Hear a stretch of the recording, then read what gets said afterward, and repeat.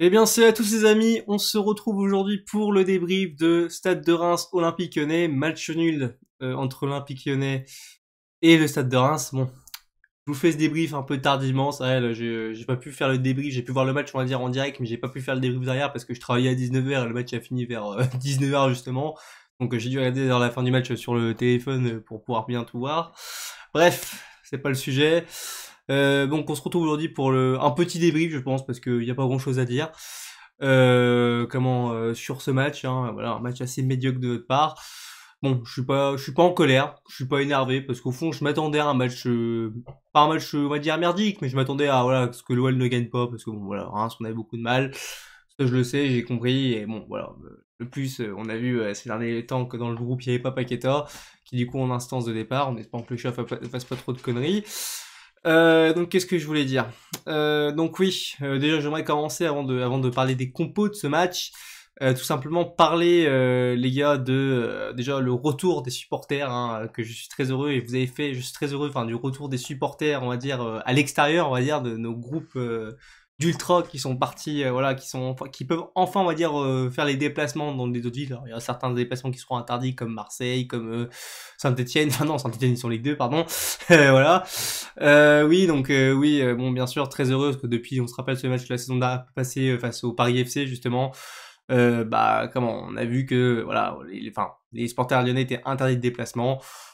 Chose qui pouvait se comprendre, on va dire, mais voilà, ils sont de retour et franchement félicitations à vous parce que vous avez fait beaucoup de bruit, hein, voilà, une belle ambiance et ça m'a fait vraiment beaucoup plaisir. Voilà, c'est tout ce que j'avais à dire. Bref, bon, on va commencer par les compos de ce match, les gars, enfin par présenter la compo surtout.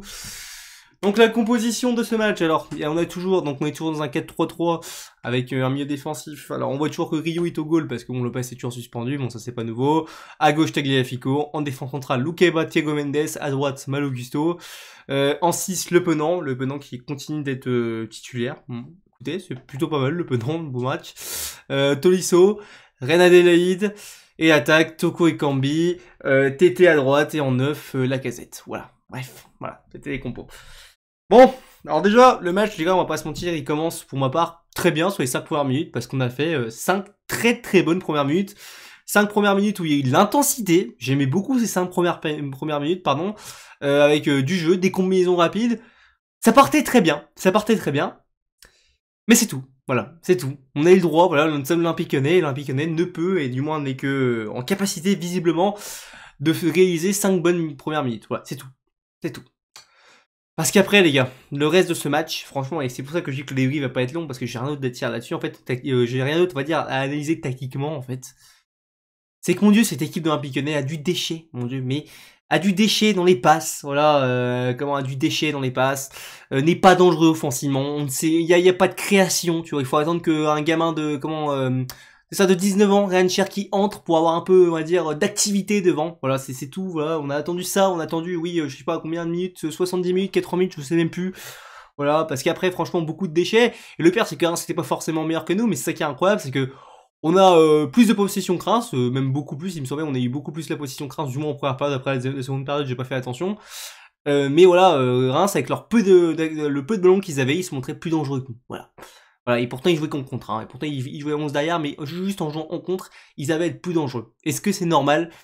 Voilà, je pense que on est quand même globalement d'accord que ça n'est pas normal normalement. Mais bon, bref. Donc écoutez, voilà, du déchet, bon voilà, beaucoup de déchets. Bon après voilà, il y a le premier but rémois qui arrive rapidement avec ce but d'Ito, hein, il me semble le petit japonais, je sais plus quelle nationalité il est, mais il me semble qu'il était japonais, il me semble, c'est ça, qui a fait 1m40, qui marque un but de la tête, bon ça tout va bien. Voilà, Thiago Mendes ou les Keba qui ne sont pas du tout marqués sur le centre. Enfin, si Ito il se passe plus entre les deux, t'en as aucun qui est vraiment dessus, du coup lui il a le temps de armer sa tête. Ryu je lui en veux pas parce qu'il est pas forcément facile à arrêter. Ça fait un 0 pour Reims, après voilà.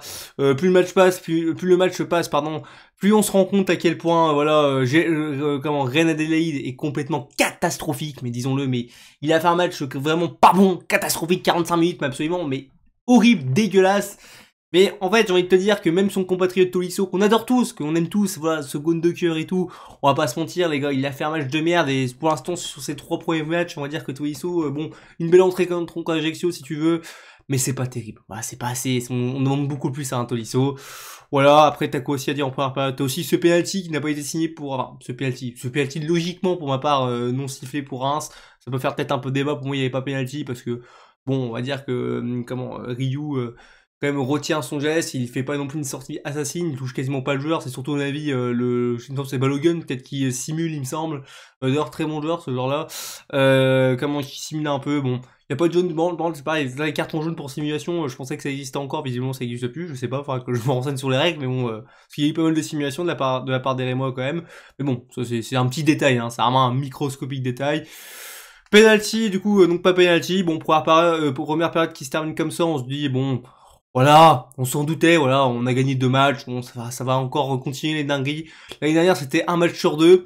Bon, peut-être que ça sera 2 matchs sur 3, je sais pas, peut-être, ou 1 match et demi sur 3, enfin, je sais pas, enfin, du coup, ça ferait pareil, ça fera 1 match sur 2, en fait, au final.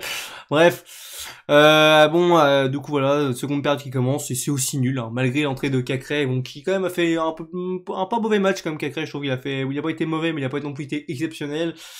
Qui du coup entre dès le début de la seconde période à la place de du coup René Adelaide qui était comme je le redis catastrophique, mais bon Buzz voilà c'est bon, j'en parle vite fait après Buzz, je voudrais juste pas aussi revenir aussi sur le carton rouge que j'ai noté là parce que moi j'ai pris des notes vu que je sais que j'allais pas faire le débrief à chaud, comment avec ce rouge qui alors je sais pas s'il y a réellement rouge sur cette faute, je sais plus d'ailleurs qui fait la faute, je sais plus qui est le joueur Emor, excusez-moi j'ai complètement oublié son nom. Alors, il faut quand même le dire, je ne sais pas s'il y a rouge, par contre, j'estime quand même que ça vaut minimum jaune, ça c'est sûr et certain, parce que les gars, le tacle est vraiment dangereux, hein. Les gars, il fait quand même un tacle avec les deux pieds quand même, 2 pieds décollés à l'arrivée. Donc oui, pour moi, c'est quand même une vie, ça aurait pu faire très très mal. En fait, je pense il a plus condamné l'intention que la faute, que, on va dire qu'on appelle ça, que l'intervention. Il a plus, voilà, jugé que c'était un geste trop dangereux, que ça pouvait faire très mal, c'était peut-être pour ça pour moi qu'il a mis carton rouge. Donc ouais, bon. Alors, on va dire que le rouge est techniquement mérité, mais bon, c'est vrai que ça pouvait se discuter. Sinon, ouais, voilà, je voulais revenir sur ce point, donc avant de parler de ce rouge. Les changements, Peter. Qu'est-ce qui t'empêche de faire rentrer Cherki plus tôt? Qu'est-ce qui t'empêche de faire sortir Toko plus tôt? Qu'est-ce qui t'empêche, je ne sais pas, en mode, ouais, pareil, changer Tolisso plus tôt? Bah, Fèvre, t'as quoi avec Fèvre? Il te sert à quoi, Fèvre? À quoi te sert Fèvre? À quoi sert Fèvre dans cet effectif? Excusez-moi, mais à quoi il sert? C'est bon, il est bon, maintenant on fait plus jouer. On a encore acheté un joueur à 10 millions pour qu'il joue pas. Pareil pour René Adelaide, on a acheté un joueur à 25 millions pour qu'au final le mec se fasse les deux genoux et bon, il te sert plus à rien, c'est encore un échec, ça c'est quoi ce recrutement? Ah putain, Peter, je te jure, trop long les changements, trop long. Surtout pour Toko. Putain, qu'est-ce que c'est long, Toko. Qu'est-ce qu'il a mérité, Toko, pour jouer tout ce putain de match quand même, sans déconner.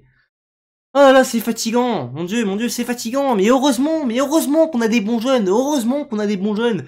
Parce que putain, cette direction, heureusement qu'on a un super centre de formation. Parce que sans ça, mon dieu, mais je sais pas où on serait, mais on serait pas dans le haut du classement. Ça ferait longtemps qu'on jouerait qu'on serait devenu comme les Girondins de Bordeaux, les gars. Ou Saint-Etienne, bien justement. Mais il faut le dire. Oh, les recrutements, mon dieu, putain, mais t'as aucun joueur, mais je vous le dis. Putain, sous le terrain, je veux dire que j'ai remarqué que quasiment tous nos bons joueurs, maintenant, parce que vu que Paqueta est parti, tous nos bons joueurs, c'est que des mecs qui viennent quasiment du centre de formation. Si t'as Le Penant aussi qui a été bon aujourd'hui, qui vient pas du centre de formation, mais c'est tout. Voilà, c'est tout.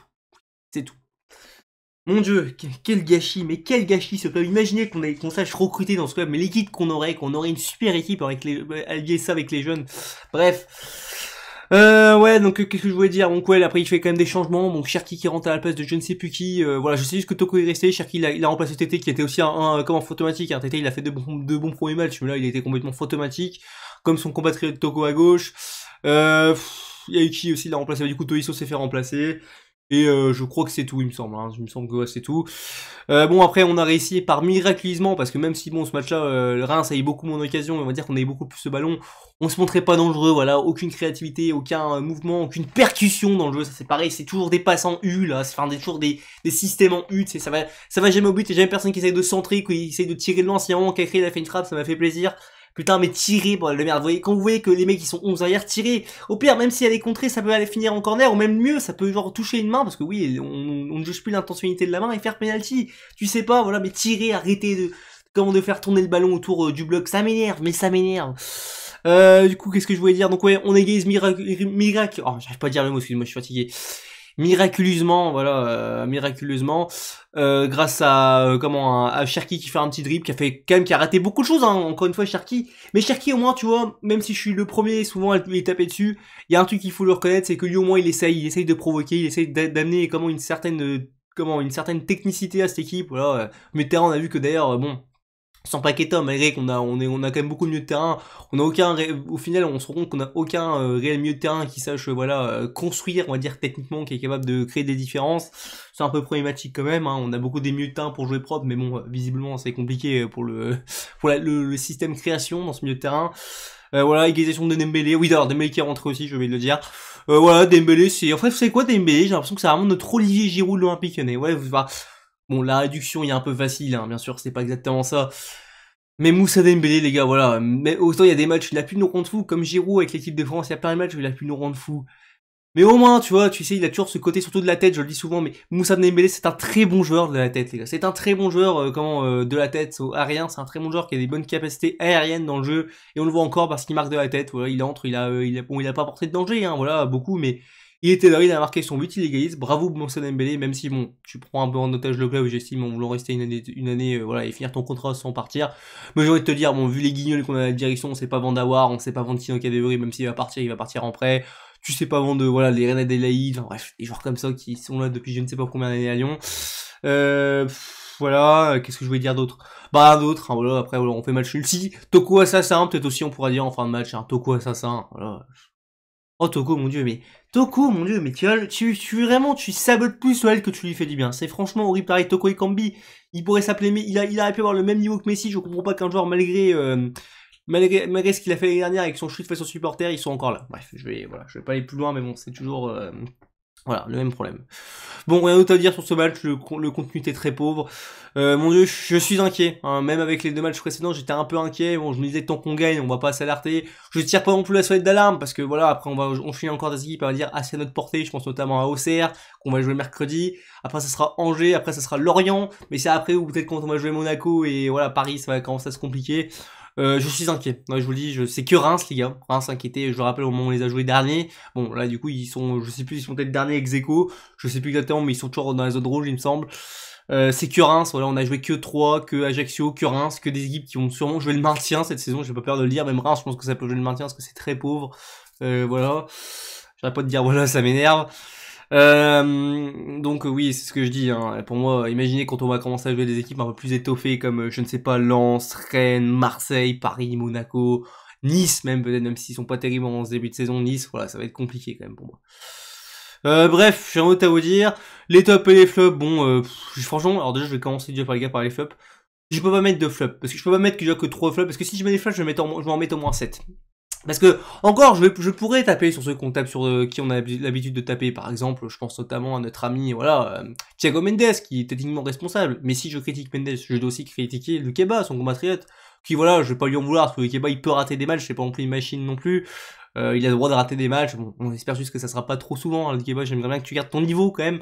Mais bon, je vais pas t'en vouloir. Pareil, si je critique au milieu de terrain René Adelaide, voilà, c'est pareil, il faut critiquer Tolisso à côté. Et si tu critiques Toko à gauche, tu dois critiquer aussi à droite son compatriote Tété qui a été aussi invisible. Voilà. Donc ouais, les flops, on va pas en mettre. On va dire que c'est pour moi tout le collectif techniquement qui a été en flop, plus Peter Buzz, hein, parce que Peter Buzz, pareil, sa tactique, qu'est-ce qu'on voit dans la tactique, à part 5 bonnes minutes, ouais, c'est bien. En un an, ça fait un an qu'il connaît cet effectif, il est capable de produire que seulement 5 minutes de jeu avec ses équipes. Bref. En top, pareil, j'ai pas réellement de top, même si j'ai envie quand même de dire Le Penant, hein, Le Penant qui était notre meilleur joueur ce soir. Alors, très content, hein, j'espère que tu vas continuer comme ça, Le Penant. Mais franchement, c'est inquiétant de te dire que ton meilleur joueur, c'est un gamin de 19 ans qui vient de la Ligue 2, quand même, hein, sur ce match, quand même. C'est quand même bizarre. Pour l'instant, c'est le meilleur joueur de la saison, hein. Sur les 3 matchs, Le Penant, c'est le seul où j'ai quasiment rien à redire, hein. Il a des petits déchets, il est pas non plus parfait, mais globalement, il fait des très bonnes récupérations et il a quand même réussi à faire des bonnes petites passes. Voilà. Il essaie de casser des lignes, au moins. Pareil, hein, Cherki, parce que c'est Cherki 19 ans qui entre, voilà, au cours de jeu de vraiment être un joueur qui est ton impact player. Alors là, je suis pas sûr. Puis c'est pareil, genre, bon, même si Dembélé, en soi, il a pas été là présent trop dans le jeu, voilà, il a juste une action, il marque un but. Voilà, Moussa Mbélé, je voulais lui aussi lui dire merci. Et aussi à Ryu, parce que Ryu, au final, bon, il a pas eu grand chose à faire. Je trouve qu'il a été très bon dans le jeu au pied, Ryu. Hein, faut dire, ça change un peu, ça change de Lopez. Même si moi, c'est pas le, moi, je préfère un goal qui est meilleur sur sa ligne que dans les relances. Mais bon, voilà, Ryu, bon match au pied. Sinon, j'ai rien d'autre à vous dire là-dessus. Voilà, j'ai rien d'autre à dire. Bref, on se retrouvera pour le débrief de Lyon-OCR mercredi, du coup, hein, il me semble, je sais plus si on joue à 19h, il me semble, c'est ça. 19h, en espérant une réaction très rapide, il faut gagner ce match, là, je vous le dis, Auxerre, Angers, notamment Angers, pareil, c'est compliqué en début de saison. Lorient, il faut gagner, hein, il faut aller chercher les 3 points, voilà, ça serait déjà bien. Même si ça change pas pour les problèmes restants. Pareil, on va voir ce qui va se passer dans ce mercato aussi, hein, en cette fin de mercato. Ça sent les panic buy, hein. Comme je le disais dans la vidéo avec Paqueta lors de son départ, ça sent le panic buy. Ah. Voilà. Bref, j'ai un autre à vous dire, n'hésitez pas à donner votre avis en commentaire, ça m'intéresse beaucoup. Qu'est-ce que vous avez pensé du match, qu'est-ce que vous avez pensé de la prestation de certains joueurs? Voilà, n'hésitez pas à partager ça en commentaire, ça m'intéresse beaucoup. Je suis là pour YouTube, je suis là sur YouTube pour ça avant tout. N'hésitez pas aussi à donner votre avis, que ce soit en pouce bleu ou en pouce rouge. Et on se retrouve tout simplement pour une prochaine vidéo. Voilà. Allez Noël.